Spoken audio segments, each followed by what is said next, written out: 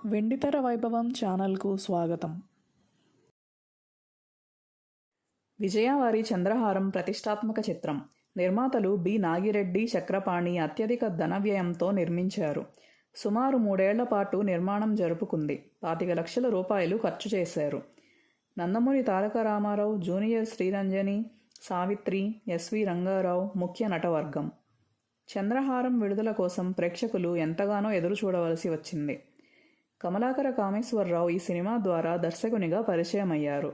LV Prasad పర్యవేక్షకులు. చంద్రహారం 1954 జనవరి 6న విడుదలైంది. ఇప్పటికి 62 సంవత్సరాలైంది. చంద్రహారం మానవులకు, దేవతలకు సంబంధించిన కథ. ఆరంభంలోనే ఈ విషయాన్ని ప్రస్ఫుటంగా తెలియజేశారు. సినిమా ఆశాంతం మానవ దేవతల సమ్మిళితంగానే సాగిపోతుంది.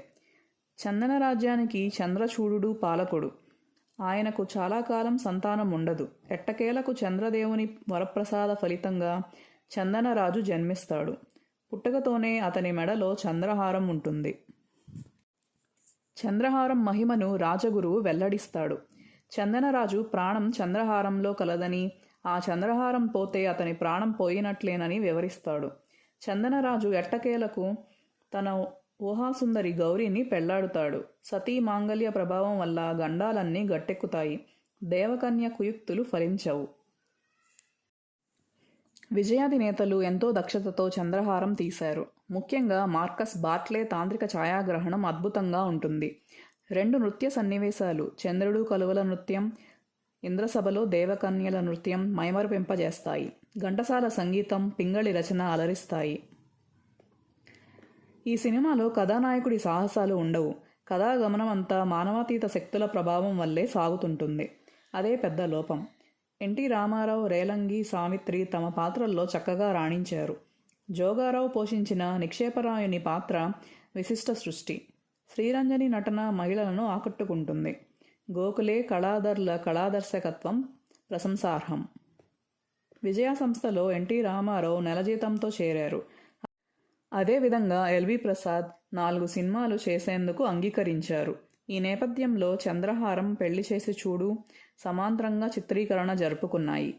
చంద్రహారం అందరినీ నిరాశపరిచింది.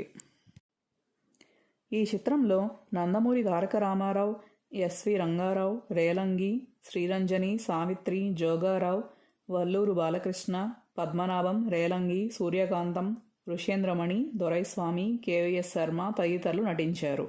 పాటలు మాటలు పింగళి నాగేంద్రరావు, సంగీతం Ghantasala Venkateswara Rao, photography Marcus Bartley, sound engineer A. Krishnan, కళ గోఖలే, కళాధర్, నృత్యాలు Pasumarthi Krishnamurthy, recording V. Sivaram, editing Jambulingam, processing Sen Gupta, makeup Pitambaram, publicity K. Nageswara Rao, నేపథ్య గానం ఘంటసాల, ఏపీ కోమల, కె. రాణి, లలిత, పిఠాపురం నాగేశ్వరరావు, పర్యవేక్షణ ఎల్వి ప్రసాద్, దర్శకత్వం కమలాకర కామేశ్వరరావు, నిర్మాతలు Nagireddy, Chakrapani. Like and subscribe to our channel.